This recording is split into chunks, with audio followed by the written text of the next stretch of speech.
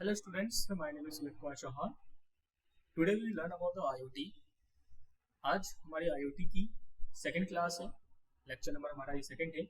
हमने first lecture में ये जाना था कि IoT क्या है, उसकी हिस्ट्री के बारे में जाना था और थोड़े इसके कैरेक्टरिस्टिक्स के बारे में हमने समझा, जैसे कनेक्टिविटी के बारे में, सेंसर और एक्चुएटर के बारे में, यूनिक आइडेंटिटी के बारे में, डेटा प्रोसेसिंग और एनालिटिक्स के बारे में जाना, कम्युनिकेशन एंड इंटरऑपरेबिलिटीज, ये हमारा आज का टॉपिक है, जिसमें हम सबसे पहले बात करते हैं इंटरऑपरेबिलिटीज की।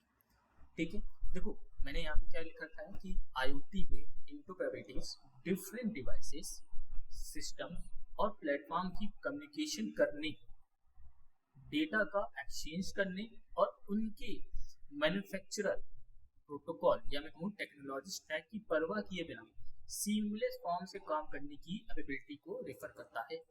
कहने का मीन क्या है कि हमें ये बात अच्छे से पता है कि कोई भी डिवाइस या कोई भी सिस्टम हो या कोई भी प्लेटफॉर्म कह लें कि उनमें जो भी वर्किंग हो रही है या डेटा का एक्सचेंज हो रहा है या कम्युनिकेशन करी जा रही है, उसका एक लिमिट होती है। ठीक है, लेकिन इंटरऑपरेबिलिटी क्या करता है, वो एक एबिलिटी प्रोवाइड कर देता है सीमलेस फॉर्म, मतलब कोई लिमिट नहीं, बिना लिमिट के वो एक प्लेटफॉर्म प्रोवाइड कर देगा, एबिलिटी आपको दे देगा, जिसकी मदद से आप डेटा का एक्सचेंज आप कर सकते हैं। ठीक है, डिफरेंट काइंड्स ऑफ प्रोटोकॉल्स का इस्तेमाल कर सकते हैं, कम्युनिकेशन करने में कर सकते हैं।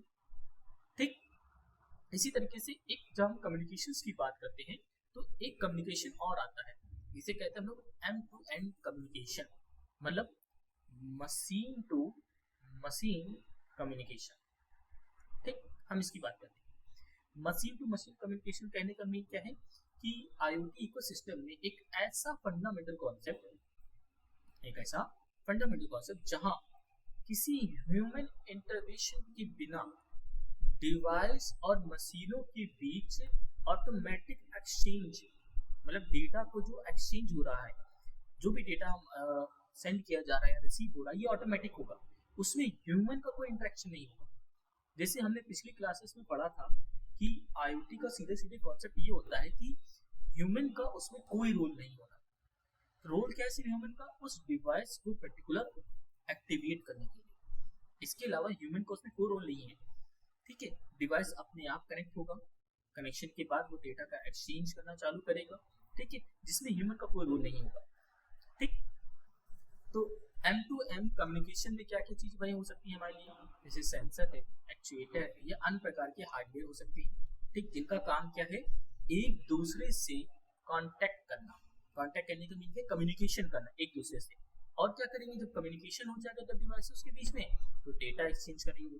ठीक है, प्रीडिफाइंड रूल्स या एल्गोरिथम जो भी उस डिवाइस में दिए गए हैं उसके बेस पर वर्क करना। ठीक, मान लो भाई मैंने कोई डिवाइस बनाया है, दो डिवाइसेस मैंने बना दिए IoT के, जिन्हें एक से दूसरे से कनेक्ट होना है। ठीक, उनमें कुछ रूल्स मैंने दे दिया या एल्गोरिथम दे दिया मैंने।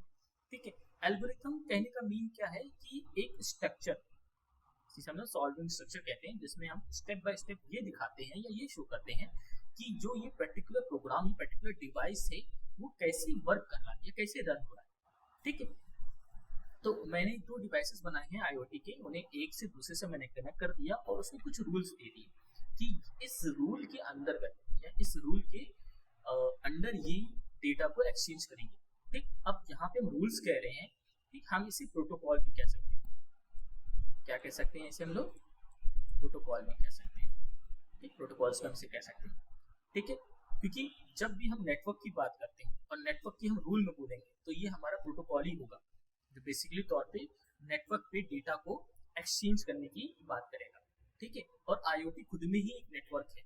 अगर हम कम्युनिकेशन भी कर रहे हैं, मशीन टू मशीन हम कम्युनिकेशन भी करेंगे, तो कॉमन सी बात है कि वहाँ पे हम एक पर्टिकुलर नेटवर्क का ही इस्तेमाल कर रहे हैं। अब वो इंटरनेट भी हो सकता है, हमारा लैंड नेटवर्क हो सकता है, मैन नेटवर्क हो सकता है, कैन नेटवर्क हो सकता है। ठीक है, तो जब हम नेटवर्क वहाँ पे यूज करेंगे तो प्रीडिफाइंड रूल्स आ जाएंगे हमारे लिए, जो हमारे प्रोटोकॉल्स होते हैं। ओके, फिर इसी तरीके से जब हम नेटवर्क कह रहे हैं या हम मशीन टू मशीन कनेक्टिविटी की बात करेंगे, तो एक चीज तो वहां हमें देखो कि मिलेगी, वो है हमारा सिक्योरिटी मेजर। ठीक है, सिक्योरिटी मेजर कहने का मीन क्या है कि जब एक नेटवर्क किसी दूसरे नेटवर्क के साथ जुड़े, जो हमारा इंटरनेट कहलाता है, बेसिकली नेटवर्क ऑफ नेटवर्क। ठीक है, या मैं कह सकता हूँ कि एक डिवाइस जब दूसरी डिवाइस से जब कनेक्ट होगा, ठीक, तो इनके बीच में जो डेटा एक्सचेंज हो रहा है, ठीक है, वो डेटा हमारे लिए जरूरी है बेसिकली तौर पे। ठीक है, कि हम नहीं चाहते हैं कि ये जो डेटा है कोई मिडिल में बैठा डिवाइस उसे रीड कर सके, ये हम नहीं चाहते। ठीक है, और आईओटी का एक ये बहुत बड़ा इशू भी है, आईओटी डिवाइसेस का, नेटवर्क का, मतलब सिक्योरिटी का बहुत बड़ा इशू है। ठीक, सबसे बड़ा आईओटी के क्या है, उसका सिक्योरिटी इशू, कि अगर डिवाइसेस जो कि बिना ह्यूमन इंटरेक्शन के डेटा को एक्सचेंज कर रहे हैं तो वहां पर सिक्योरिटी होना बड़ा जरूरी है। अगर सिक्योरिटी नहीं होगा तो कोई भी थर्ड पर्सन उस नेटवर्क के बीच में बैठ के डेटा को रीड करने लगेगा, तो वो एक बेसिकली तौर पर सिक्योरिटी का बड़ा फॉल्ट है। ठीक है, अब सिक्योरिटी मेजरमेंट की जब हम बात करते हैं तो यहाँ पे सबसे पहले नाम आता है हमारा ऑथेंटिकेशन। हमने आईटी टूल्स में ऑथेंटिकेशन के बारे में पढ़ा भी था, यहाँ पे भी हमारी चीजें आएंगी। ठीक है, ऑथेंटिकेशन की जब हम बात करते हैं तो बेसिकली ऑथेंटिकेशन का मीन क्या है, किसी की आइडेंटिटी को वेरीफाई करना, वेरिफिकेशन कह सकते हैं आप एक तरीके से। ठीक है, आप ऐसे समझ लीजिए कि जैसे आप कभी एग्जाम देने जाते हैं तो आप अपना एडमिट कार्ड और आधार कार्ड दोनों लेके जाते हैं, तो वहाँ पे जो चेकर होता है, जो चेक करने वाला खड़ा होता है ऑफिसर या उस फैकल्टीज का जो भी मेंबर होता है, तो वो क्या करता है, एडमिट कार्ड लेगा और आपका आधार कार्ड लेता है, वो मैच करता है, नाम मैच करेगा, फेस मैच करता है, डेट ऑफ बर्थ मैच करता है। ठीक है, ये आइडेंटिटी चेक करना, मतलब आपको वेरीफाई करा कि हाँ आप ही हो जो ये एडमिट कार्ड लेके आए हो, इसलिए ओनर आप ही हो। या फिर आप ऐसे समझ लीजिए कि जहाँ पे भी अपना आधार कार्ड आप लगाते हैं, ठीक है, तो जैसे आपने कहीं अपना आधार कार्ड लगाया, आधार नंबर डालते तो आपके पास एक ओटीपी आता है। वो ओटीपी किस लिए आता है, ये चेक करने के लिए कि जिस पर्सन ने आधार कार्ड लगाया है, ठीक, उस आधार कार्ड का ओनर आप ही हो। तो जैसे वो ओटीपी आप डालते हो तो आप वेरीफाई हो जाते हो उस चीज के, कि हाँ ये आधार कार्ड आपकी ही है। ठीक है, तो वही चीज ऑथेंटिकेशन में यहाँ मैंने मेंशन कर रखी है आईओटी में, कि आईओटी में ऑथेंटिकेशन किसी नेटवर्क, सिस्टम या सर्विस तक एक्सेस प्रोवाइड करने से पहले, ठीक है, तो कॉमन सी बात है कि अगर बाई चांस जैसे मैं आधार कार्ड से कोई सर्विस लेना चाहता हूँ तो पहले मुझे ये वेरीफाई करना पड़ेगा ना खुद को कि ये जो आधार कार्ड से मैं सर्विस लेने जा रहा हूँ या आधार कार्ड में जिस नेटवर्क या जिस भी चीज में एंट्री करना चाह रहा हूँ उसके लिए मैं ही ओनर हूँ, तो मैंने मुझे ये वेरीफाई करना पड़ेगा कि भैया ओनर मैं ही हूँ इसके लिए। ठीक है, तो उससे पहले क्या करना पड़ेगा, डिवाइस या यूजर की आइडेंटिटी वेरीफाई कराने की प्रोसेस को रेफर करता है। ये जो ये प्रोसेस कहलाता है इसे ऑथेंटिकेशन कहा जाता है, और ऑथेंटिकेशन क्या, आइडेंटिटी वेरीफाई करना। ठीक है, और ये क्या करेगा, ये इंश्योर करता है, इंश्योर क्या करेगा कि केवल ऑथराइज इंस्टीट्यूशन ही आईओटी डिवाइस के साथ इंटरेक्ट कर सके, मतलब जुड़ सके। ऑथराइज करने का मीन क्या है, यहाँ मैंने जिसे दे रखा है ऑथराइजेशन, इसका मीन क्या है कि जिसको राइट है, मतलब जिसको सिर्फ अधिकार दिया गया, राइट्स दिया गया, सिर्फ वो ही इस आईओटी डिवाइस के साथ जुड़ सके, इसके अलावा कोई और जुड़ नहीं सकता। ठीक है, जैसे कि आप कोई एप्लीकेशन अपने सिस्टम में डाउनलोड करते हो, ऐप कोई अपने सिस्टम में डाउनलोड करा, ठीक, तो जब आप इस ऐप को डाउनलोड करते हो तो आपने नोटिस किया होगा कि ऐप डाउनलोड होने के बाद आपके सिस्टम में वो ऐप पर्टिकुलर आपसे परमिशन मांगता है, कैमरा के लिए, माइक के लिए, आपकी स्टोरेज के लिए, लोकेशन के लिए परमिशन मांगता है। ठीक, तो परमिशन जो आप देते हो बेसिकली तौर पे आप उस एप्लीकेशन को ऑथराइजेशन, मतलब ऑथराइज कर रहे हो कि आप मेरे डिवाइस के इस पर्टिकुलर फंक्शन या इस पर्टिकुलर फैकल्टीज को आप यूज कर सकते हो। ठीक, ये आप परमिशन देते हो, तो जो आप ये परमिशन दे रहे हो या फिर जो आपको परमिशन मिलता है, ठीक है, उसे हम लोग कहते हैं ऑथराइजेशन, मतलब राइट्स मिलना, अधिकार मिलना। ठीक, तो अधिकार आपको तब तक नहीं मिलेगा जब तक आप ऑथेंटिकेशन नहीं कराओगे, वेरीफाई नहीं कराओगे। ठीक, जैसे ही आपने वेरीफाई कराया कि हाँ मैं ही ओनर हूँ, तुरंत आपको वो सर्विस दे दी जाती है। तो सर्विस मिलने का मतलब क्या हो गया, आप ऑथराइज्ड हो चुके हो, मतलब आपको आप राइट्स मिल गया है कि अब आप इस पर्टिकुलर चीज को आप यूज कर सकते हो।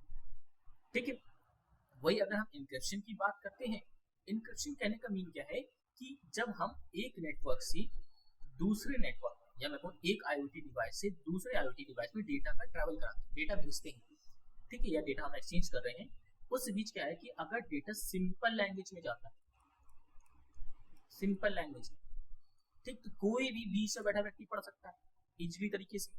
भले अगर मान लीजिए एक व्यक्ति उसने ऑथेंटिकेशन की लिमिट को क्रॉस कर लिया हो तो ऑथराइजेशन लिमिट को क्रॉस कर लिया, ठीक, तो भाई तब भी वो रीड कर लेगा। ठीक है, लेकिन इंक्रिप्शन क्या करता है कि ये जो डेटा जो जा रहा है सिंपल लैंग्वेज में, ठीक, ये क्या करेगा, इसे इनकोड में चेंज कर देगा, मतलब कह सकते हैं कोड की लैंग्वेज में कन्वर्ट कर देगा। ठीक, मान लीजिए मेरे एक आईओटी डिवाइस ने दूसरे आईओटी डिवाइस को हेलो बोला, ठीक, तो ये हेलो ऐसे नहीं जाएगा, ये एक अलग लैंग्वेज में जाएगा, मतलब इनकोड हो गया, लाइक कुछ ऐसे समझ लीजिए hashtag, dollar, exclamatory sign tag, ऐसे होके जाएगा। ठीक, तो ये जो आप देख रहे हो इसे कहते हैं अनरीडेबल फॉर्मेट, और इसी अनरीडेबल फॉर्मेट को इंक्रिप्शन कहा जाता है। ठीक, तो आप जब भी कभी किसी को मैसेज करते हो या फिर जब भी डेटा एक्सचेंज होता है एक डिवाइस से दूसरे डिवाइस में या एक नेटवर्क से दूसरे नेटवर्क में, तो वो इंक्रिप्शन की फॉर्म में होता है। ठीक है, अगर वो इंक्रिप्शन फॉर्म में नहीं होगा तो कोई भी अनऑथराइज्ड पर्सन उसे पढ़ लेगा। ठीक, समझ गए?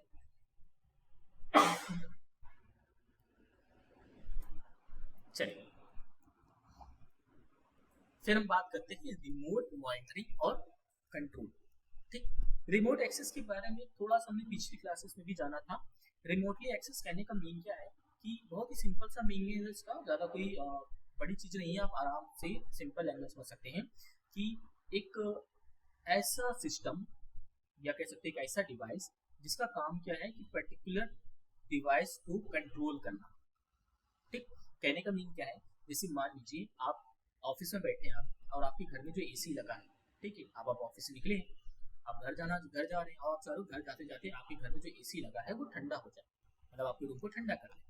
ठीक है, तो या तो आप घर जाएंगे, घर जाके भाई फिजिकली आप इसे चालू करिए, जो मैनुअली चालू होता है उसे करेंगे तो टाइम लगेगा। तो आपने क्या किया, अपने फोन खोला, फोन में आपको वो एसी का सॉफ्टवेयर पड़ा है। ठीक, आप उसमें सॉफ्टवेयर प्लेटफॉर्म से ही आपने कमांड दी किया। ठीक, और आपका एसी घर पे चालू हो गया, ये आपका रिमोट एक्सेस होता है। ठीक, वही चीज यहाँ पे थोड़ा और मैंने इसमें डिटेल दे रखा है कि आईओटी में रिमोट एक्सेस का मीन किसी ऐसे प्लेस पे आईओटी डिवाइसेस और सिस्टम को कंट्रोल करना है। ठीक है, कॉमन सी बात है, रिमोट एक्सेस मतलब क्या हो गया, किसी भी डिवाइस या सिस्टम को कंट्रोल करना, या फिर हम कह सकते हैं मॉनिटर करना। ठीक, या उनके साथ इंटरेक्ट करने की कैपेसिटी, इंटरेक्ट करने का मीन क्या, उनसे कनेक्ट होने की कैपेसिटी। ठीक है, एग्जाम्पल के तौर पे आप एक और ले लीजिए, जैसे सीसीटीवी कैमरा। मान लीजिए मैंने आपसे पहले भी कहा था कि जैसे मेरे इंस्टीट्यूट में सीसीटीवी कैमरा लगा है, ठीक है, और मैं प्रेजेंट टाइम पे लखनऊ में हूँ, तो मैं ये देखना चाहता हूँ कि मेरे इंस्टीट्यूट में इस वक्त क्या हो रहा है, कौन कौन सी क्लासेस चल रही है, लैब में क्या हो रहा है, टीचर्स कहाँ है, इनकी चेक करना है। तो या तो मुझे इंस्टीट्यूट आके देखना पड़ेगा, भाई लखनऊ से फिर मैं आके देखूँ तब तक बहुत आगे जाएगा। ठीक, या फिर मैं ये करूँ कि जो सीसीटीवी कैमरा मेरा लगा है उसका जो सॉफ्टवेयर मेरे फोन में है, मैं अपना फोन ओपन किया, मैंने उस सॉफ्टवेयर पे गया और उस सॉफ्टवेयर ने क्या किया कि मेरे सीसीटीवी कैमरे से मुझे कनेक्ट कर दिया, इंटरेक्ट कर दिया। ठीक, अब मैं मॉनिटरिंग कर रहा हूँ कि कहाँ पे क्या हो रहा है, मेरा कौन सा कैमरा चल रहा है, कौन सा कैमरा नहीं चल रहा है, मेरे टीचर्स कहाँ बैठे हैं, और लैब सही से चल रही कि नहीं चल रही है, क्लास मेरी प्रॉपर हो रही कि नहीं हो रही है, ये सारी चीजें मैं मॉनिटरिंग कर सकता हूँ। ठीक है, तो वही चीज यहाँ पे कह रहा है, और क्या कह रहा है कि जो डिवाइसों से फिजिकली रूप से दूर है, ठीक, मैं तो फिजिकल रूप से दूरी हूँ, मेरा सीसीटीवी कैमरा कानपुर में लगा है, मान लो मैं गाँव बैठा हूँ। ठीक, तो यह यूजर को क्या करने की कोशिश करता है कि आईओटी डिवाइस को मैनेज करने की कोशिश करता है, मतलब आईओटी डिवाइस को मैनेज कराता है, आपको डेटा तक पहुंचने में आपकी मदद करता है, वेरियस कम्युनिकेशन टेक्नोलॉजीज और सॉफ्टवेयर प्लेटफॉर्म का यूज करके हम रिमोट फॉर्म से वर्क को करने में एबल बनाता है। रिमोट एक्सेस क्या करता है, बहुत से तरीके हैं टेक्नोलॉजीज की जिसकी मदद से हम कर सकते हैं, या फिर हम सॉफ्टवेयर प्लेटफॉर्म जो मैंने अभी आपको बताया, जैसे सीसीटीवी कैमरा का मैंने आपको बताया, इसका इस्तेमाल करके हम रिमोटली वर्क कर सकते हैं, मतलब रिमोट फॉर्म में वर्क कर सकते हैं। ठीक है, फिर एक एक और चीज आती है ऑटोमेशन। अब ऑटोमेशन कहने के मीन क्या है, जैसे अभी हमने देखा था कि M2M कम्युनिकेशन की बात कर रहे थे, मशीन टू मशीन कम्युनिकेशन की हम बात कर रहे थे। तो मशीन टू मशीन कम्युनिकेशन में क्या था कि ह्यूमन इंटरेक्शन, ठीक है, कहने में क्या है कि जब एक मशीन दूसरे मशीन में डेटा एक्सचेंज करेगी या जो भी पर्टिकुलर टास्क कर रही है, उस टास्क में ह्यूमन का कोई इंटरेक्शन नहीं था, मतलब ह्यूमन का उसमें कोई भी रोल नहीं था। ठीक है, तो उसी चीज को ऑटोमेशन कहा जाता है। ठीक, तो ऑटोमेशन क्या एक्चुअल में कि कोई भी टास्क, जो भी टास्क, मतलब कोई टास्क हो जाए या कोई ऑपरेशन हो जाए या कोई भी प्रोसेस हो जाए, ठीक, जिसमें क्या हो, ह्यूमन की इंटरेक्शन ना हो, डायरेक्ट ह्यूमन इंटरेक्शन हो ही ना, इनडायरेक्ट हो लेकिन डायरेक्ट ना हो। इनडायरेक्ट कहने का मीन क्या है कि वो सिर्फ आए, उस डिवाइस को एक्टिव कर दे, एक्टिवेट कर दे, बस इतना ही काम उसका, उसके अलावा कोई भी उसका कोई रोल ना हो। ठीक है, उसके बाद जो भी काम होगा, जो भी पर्टिकुलर मशीन जो टास्क करेगी या ऑपरेशन करेगी या प्रोसेसिंग करेगी, जो भी करेगी, वो कैसा होगा, हमारा ऑटोमेटिक होगा। ठीक, तो इसी ऑटोमेटिक कैपेबिलिटी को हम ऑटोमेशन कहते हैं। ठीक है, अब बेसिकली अब ऑटोमेशन कैसे होगा, तो ये जो मशीन जो बनाई जाती है, जो डिवाइस बनाए जाते हैं, इनमें पहले से ही प्री डिफाइंड एक्शन वर्कफ्लो को इंटरप्ट कर दिया जाता है, मतलब पहले से इनमें फीड कर दिया जाता है, ठीक है। जिसके मदद से, अब जैसे कि मान लीजिए मैंने स्मार्ट एसी में एक आपको एग्जांपल दिया था, स्मार्ट एसी में क्या था, प्री डिफाइंड एक्शन पहले से था, मतलब वर्कफ्लो उसमें फीड कर दिया गया था। फीड क्या करा गया था उसके अंदर कि अगर रूम का टेम्परेचर 20 डिग्री सेंटीग्रेड के ऊपर जाए तो एसी मेरा चालू हो जाए, और जैसे 20 डिग्री सेंटीग्रेड की, सॉरी 10 डिग्री सेंटीग्रेड से अगर मेरा रूम टेम्परेचर नीचे चला जाए तो तुरंत एसी की कूलिंग सिस्टम बंद हो जाए, ठीक। तो ये क्या था, मेरा प्री डिफाइंड वर्कफ्लो था या एक्शन था जो ऑटोमेशन पे चला, इसमें कोई ह्यूमन का इंटरेक्शन नहीं रहा, ह्यूमन ने नहीं बंद किया एसी को, ना ह्यूमन ने एसी को चालू किया, ये अपने आप उसने किया, ठीक है। तो वही चीज हमारा ऑटोमेशन कहलाता है, ठीक, समझ गए। फिर हम बात करते हैं स्केबिलिटीज की। अब स्केबिलिटीज क्या है, तो स्केबिलिटीज का आप ऐसे समझिए कि स्केबिलिटीज का काम क्या होता है, आपके सिस्टम की परफॉर्मेंस को मेंटेन करके रखना, ठीक। मेंटेन करने का मीन क्या है, जैसे मान लीजिए कि ये मेरा लैपटॉप है, ठीक है, मान लेते हैं कि ये मेरा सिस्टम है, ठीक। अब इस सिस्टम की एक अपनी लिमिट है, लिमिट क्या है कि एक टाइम में ये 4 टास्क कर सकता है, ठीक है, एक टाइम पे 4 टास्क कर सकता है, और एक टाइम पे ये कम से कम 5 सिस्टम से कनेक्ट हो सकता है, ठीक, ज्यादा नहीं कर सकता। अब अगर मैंने इसको अचानक से कोई दूसरा टास्क दे दिया, 4 टास्क कर रहा है लेकिन 5वां टास्क एक और दे दिया मैंने, तो इसकी परफॉर्मेंस में गड़बड़ हो जाएगी, परफॉर्मेंस किस गिर जाएगी। वही अगर 5 सिस्टम से कनेक्ट हो रहा था, मैंने 6ठा सिस्टम कनेक्ट कर दिया, फिर परफॉर्मेंस में गिरावट आ जाएगी, ठीक है। तो स्केलेबिलिटी क्या करता है कि बिना उसकी परफॉर्मेंस में गिरावट लाए, मतलब उसकी बिना उसकी परफॉर्मेंस को कम किए, ठीक, वर्क के फ्लो को एडजस्ट करता है, ठीक, समझ गए। तो वही चीज यहाँ पे आपसे कह रहा हूँ कि IoT में स्केलेबिलिटीज का मीन क्या है, परफॉर्मेंस या वर्किंग कैपेसिटी में सिग्निफिकेंट डिक्लाइन के बिना, मतलब सिग्निफिकेंट डिक्लाइन मतलब जैसे कि भैया 4 टास्क चल रहा था, मैंने 5वां दिया, 6ठा दिया, 7वां दिया, 7 टास्क दिया, एक टाइम के बाद सिस्टम मेरा डिक्लाइन कर देगा कि नहीं मैं अब इससे टास्क नहीं कर सकता, ठीक है। तो स्केलेबिलिटी परफॉर्म क्या करेगा कि भैया उनकी परफॉर्मेंस बिना किसी को चीमेंट किए बिना चीमेंट किए बिना, ठीक, डिवाइसेस, यूजर्स, डेटा वॉल्यूम और अदर रिसोर्सेज की बढ़ती संख्या को क्या करेगा, वेल एडजस्ट करेगा, ठीक। तो अब जैसे मेरा कोई ऐसा IoT डिवाइस है जिसकी स्केलेबिलिटी बहुत अच्छी है, तो वो क्या करेगा उस कंडीशन पे कि मेरा 5 डिवाइस कनेक्ट था, मैंने 4 और डिवाइस कनेक्ट कर दिया, तो उसकी परफॉर्मेंस को एडजस्ट कर देगा, जिसकी मदद से क्या होगा कि अब 9 डिवाइस में सिस्टम कनेक्ट हो जाएंगे और सिस्टम की परफॉर्मेंस पे ज्यादा इफेक्ट नहीं पड़ेगा, ठीक। वही चीज हम टास्क में बात कर सकते हैं कि जैसे पहले 4 टास्क कर रहा था, मैंने 6 टास्क और दे दिया, 10 टास्क हो गए, तो अपनी परफॉर्मेंस को एडजस्ट कर लेगा, ठीक, जिसकी वजह से उसकी परफॉर्मेंस पे ज्यादा इफेक्ट ना पड़े, ठीक है। इसी के बिहाफ पे हम कहते हैं कि इसके स्केलेबल आर्किटेक्चर, ठीक। अब ये क्या है, बेसिकली तो ये एक सिस्टम डिजाइन की बात करता है, मतलब IoT का एक सिस्टम डिजाइन, जिसका काम क्या है, मतलब जो करता क्या है कि परफॉर्मेंस, रेबिलिटीज एंड फ्लेक्सिबिलिटीज सेक्रीफाइस किए बिना, मतलब वही चीज जो मैं ऊपर कह रहा था, परफॉर्मेंस में गिरावट नहीं आने देता, ठीक। तो ये जो आपका स्केलेबल आर्किटेक्चर है, इसका काम क्या है कि एक ऐसा सिस्टम डिजाइन करना जिसका जो स्केलेबल आर्किटेक्चर वो क्या करेगा कि सिस्टम की परफॉर्मेंस में, उसकी रिएबिलिटीज में या उसके फ्लेक्सिबिलिटीज में कोई कॉम्प्रोमाइज नहीं करेगा, ठीक। भले आप जितनी भी उसमें डिवाइसेस कनेक्ट कर दो या डेटा या यूजर आप बढ़ाते चले जाओ, उसमें उसकी परफॉर्मेंस को गिरावट नहीं आने देगा, ना उसके साथ कोई कॉम्प्रोमाइज करेगा, और ये जो सारी चीजें जो बढ़ती जा रही है उसे बहुत ही स्किलफुल तरीके से वो हैंडल करता चला जाएगा, ठीक है। और ये हैंडल कैसे करता है कि इसमें एक फ्रेमवर्क का कंस्ट्रक्शन शामिल होता है, मतलब एक फ्रेमवर्क तैयार किया जाता है, इसमें जोड़ दिया जाता है, जिसकी वजह से जो IoT सिस्टम चेंजेस को वेल एडजस्ट करने के लिए सिमिलर फॉर्म से एडवांस और कस्टमाइज हो सके, ठीक। कहने का मीन क्या है मेरा कि जैसे कि आज के टाइम पे जो लैपटॉप आते हैं वो अपग्रेडेबल आते हैं, अपग्रेडेबल कहने की मीन क्या है कि जैसे आपका लैपटॉप है वो 4 GB रैम है उसमें, तो आप चाहो तो फ्यूचर में आगे आप 8 GB 16 GB करा सकते हैं, ठीक।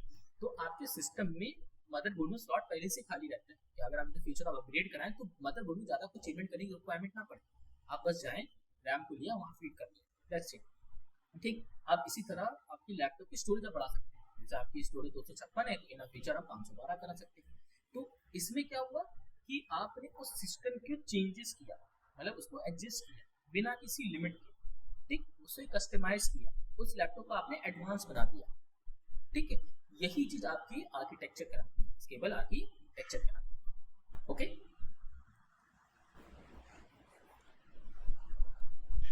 फिर हमारा एनर्जी एफिशिएंसी।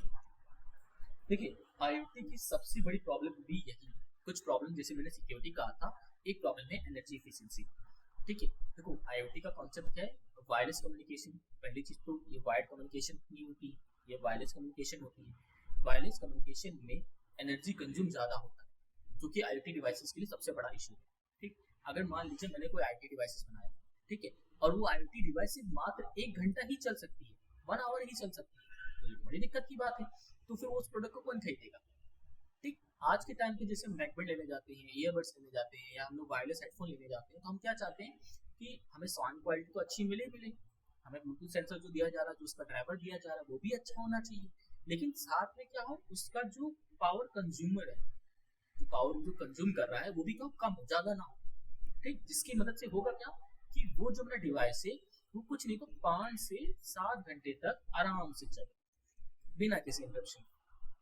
ठीक, तो एनर्जी कंज्यूम, एनर्जी इफिशियंसी, ठीक है, आईओटी सिस्टम के लिए, आईओटी इकोसिस्टम के लिए बड़ा जरूरी है। ठीक है, वही चीज यहाँ मैंने इसमें मेंशन करके रखा है आपको कि आईओटी में एनर्जी इफिशियंसी, परफॉर्मेंस और वर्किंग कैपेसिटी को बनाए रखने या बढ़ाने के दौरान बिजली के उपयोग को कम करने के लिए आईओटी डिवाइसेस, नेटवर्क और कंज्यूम के भीतर एनर्जी कंजप्शन के एडजस्टमेंट को रेफर करता है। ठीक, एडजस्टमेंट को मतलब ये कि जैसे कि मैं काम कर रहा हूँ, अब जैसे कि मेरे आईटी डिवाइस में मैंने जैसे कि अभी नॉर्मल काम कर रहा था, अचानक से मेरे वर्कलोड बढ़ा दिया, तो वो इस चीज़ को मैनेज कर सके कि भैया देखो अगर एनर्जी ज़्यादा खर्च हो रही है तो मैं कुछ चीज़ें एडजस्ट कर दूँ जिसके वजह से जो एनर्जी कंज्यूम हो रही है, जो एनर्जी ज़्यादा जा रही है, वो क्या हो जाए, कम हो जाए। ठीक, इसमें आईओटी सोल्यूशन को इस तरीके से डिजाइन करना होता है या डिप्लॉय करना होता है या मैनेज करना होता है जो बैटरी ऑपरेट को लाइफ स्पैन, बैटरी जो बैटरी की लाइफ है वो क्या हो जाए, मैक्सिमम है। ठीक, मतलब अच्छी खासी रहे, लॉन्ग पीरियड तक रहे। ठीक है, वही चीज हम बात करते हैं फिर यूजर इंटरफेस की। अब यूजर इंटरफेस क्या होता है कि आईओटी में यूजर इंटरफेस उन रिसोर्सेज को रिफर करता है जिनके द्वारा यूजर्स आईओटी डिवाइसेस, सिस्टम और एप्लीकेशन के साथ इंटरेक्ट करते हैं। इंटरेक्ट करने मतलब कम्युनिकेट करते हैं, कनेक्शन करते हैं। ठीक है, अब जैसे आप ऐसे समझ सकते हैं, जैसे आपका फोन है, आपका फोन आपको एप्लीकेशन के साथ जोड़ता है, जो भी आपने फोन में एप्लीकेशन रखा है, जैसे कि फेसबुक हो गया, इंस्टा हो गया, व्हाट्सएप हो गया, आपने एप्लीकेशन रखा है। ठीक, तो इसे जोड़ने के लिए आपके फोन में एक इंटरफेस होता है, जिसे हम लोग कहते हैं ऑपरेटिंग सिस्टम। ठीक, ऑपरेटिंग सिस्टम एक इंटरफेस के तौर पे काम करता है, मतलब एक ऐसा फेस जो यूजर के सामने होता है और जिसके बिहाफ पे यूजर अपना वर्क करता है। ठीक है, और किसी भी डिवाइस के लिए, मतलब किसी भी एप्लीकेशन के लिए उसका जो यूजर इंटरफेस होता है वो बहुत जरूरी होता है। अगर उसका यूजर इंटरफेस बड़ा ही कॉम्प्लेक्स है तो यूजर चला नहीं सकता, उसके लिए बड़ा डिफिकल्ट हो जाएगा। और अगर उसका यूजर इंटरफेस बहुत ही यूजर फ्रेंडली है तो यूजर से बहुत आसानी से यूज कर सकता है। ठीक है, जैसे आप जो विंडोज, आपके जो लैपटॉप्स होते हैं, सिस्टम्स होते हैं, उनमें विंडोज ऑपरेटिंग सिस्टम होता है जो बेसिकली उस सिस्टम का क्या है, यूजर इंटरफेस है।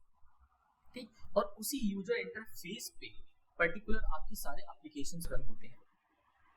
ठीक, तो इसी में आगे इसमें सभी एलिमेंट्स और कंपोनेंट्स शामिल हैं जो यूजर को आईओटी डिवाइसेस को कंट्रोल करने में, मॉनिटरिंग करने में और मैनेज करने में, ठीक है, इन डिवाइस द्वारा जनरेट डेटा तक पहुंचने में कैपेबल बनाता है। कहने का मीन क्या हो गया भाई कि मान लो मेरा जैसे कि आईटी डिवाइस है, अब उसमें मेरा यूजर इंटरफेस है और उसके अंदर काफी सारे एप्लीकेशंस रखे गए हैं। ठीक है, और उन एप्लीकेशन में जो भी डेटा जनरेट हो रहा है वहां तक मुझे पहुंचने में कौन मदद कर रहा है, मेरा यूजर इंटरफेस मदद कर रहा है, या फिर डेटा को मॉनिटरिंग करने में मदद करना, डेटा को मैनेज करने में मदद करना, या डिवाइस को कंट्रोल या मैनेज करने में मदद करना। ठीक है, यूजर्स इंटरफेस आईओटी टेक्नोलॉजी के साथ बातचीत करने वाले यूजर के लिए एक स्मूथ एंड एफर्टलेस एक्सपीरियंस प्रदान करता है, इंपॉर्टेंट रोल निभाता है। जैसे कि मैंने कहा था, ठीक है, कि अगर किसी भी डिवाइस या किसी भी एप्लीकेशन का यूजर इंटरफेस अगर बड़ा ही कॉम्प्लेक्स है तो यूजर के लिए बड़ा डिफिकल्ट हो जाएगा उसे चलाना। वो समझ ही नहीं पाएगा कि जो पर्टिकुलर डिवाइस है वो वर्क कैसे कर रहा है। ठीक है। और वही अगर उसका जो इंटरफेस है वो बहुत अच्छे मतलब यूजर फ्रेंडली बनाया गया है, इजी बनाया गया है कंट्रोल करने के लिए, यूज करने के लिए, तो यूजर उसे बहुत ही स्मूथली तरीके से और बिना ज्यादा एफर्ट किए आराम से उसे चला सकता है। ठीक, तो यूआई या मेरे को यूजर इंटरफेस किसी भी सिस्टम, डिवाइस या एप्लीकेशन के लिए बड़ा जरूरी है।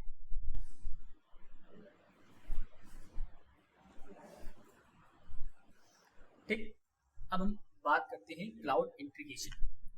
ठीक है, अब क्लाउड इंटीग्रेशन क्या है मेरा कि आईओटी में cloud integration IoT devices, system और एप्लीकेशन को क्लाउड बेस्ड सर्विसेज और प्लेटफॉर्म से जोड़ने, इंटीग्रेट करने की प्रोसेस को रिफर करता है। कहने का मीन क्या हो गया? कहने का मीन ये है कि आईओटी डिवाइसेस में क्लाउड इंटीग्रेशन क्या है, एक क्लाउड बेस्ड सर्विस होता है या प्लेटफॉर्म होता है, ठीक है, जिसका काम क्या है कि आईओटी डिवाइस या उसके सिस्टम को एप्लीकेशंस के साथ जोड़ के प्रोसेस कराना। ठीक, जिससे हमारा आईओटी डिवाइस को फायदा क्या है कि जो भी आईओटी का डेटा, जो मतलब जो भी डिवाइस है उसका जो डेटा है, ठीक है, उसे स्टोर करने के लिए, उसे सेफली रखने के लिए, उसे प्रोसेस करने के लिए, उसे एनालाइज करने के लिए, ठीक है, या फिर आईओटी डिवाइस को डेवलपमेंट करने के लिए, ठीक, इन सारी चीजों के लिए हम क्लाउड इंटीग्रेशन की मदद लेते हैं। आप इस तरीके से समझ सकते हैं कि जब हम क्लाउड इंटीग्रेशन की बात कर रहे हैं, ठीक, तो क्लाउड इंटीग्रेशन आप ऐसे समझो जैसे गूगल ड्राइव होता है। गूगल ड्राइव क्या है, मेरा एक क्लाउड ही है एक तरीके से, बेसिकली तौर पे हम कह सकते हैं, ठीक है, वहां पे पर्टिकुलर डेटा अपना स्टोर करते हैं। ठीक, अब डेटा मैंने स्टोर किया तो मुझे इतना पता है कि जो मेरा डेटा है वो मेरे गूगल ड्राइव में, ठीक है, तो गूगल ड्राइव मेरा जो डेटा वो सेफ रहेगा। ठीक, पहली चीज। दूसरा, अब जब सेव डेटा मेरा वहाँ पे, हम वहाँ पे डेटा जो मेरा है उसे एनालिस कर सकते हैं कि भाई हाँ मेरा डेटा कौन कौन सा है, क्या है, कैसी किस तरह की चीजें, उसको एनालिस कर सकते हैं। ठीक है, और इन फ्यूचर जैसे कि हमें कुछ चीज चेंजमेंट करनी हो सिस्टम में या किसी चीज को लेकर, तो हम उसके पे पे चेंजमेंट भी कर सकते हैं। ओके, ठीक, फिर आता है बिल्डिंग ब्लॉक ऑफ आईओटी। ये हम कल की क्लास में कवर करेंगे, आज हमारी क्लास इतनी ही। आई होप आपकी क्लास समझ में आई होगी। कोई भी डाउट अगर आपको हो या कोई भी प्रॉब्लम अगर आपको हो तो आप हमसे कमेंट में आप हमें बता सकते हैं, हम आपको जवाब जरूर देंगे। ठीक है, आप ये आज पढ़िएगा। ठीक, हमने आज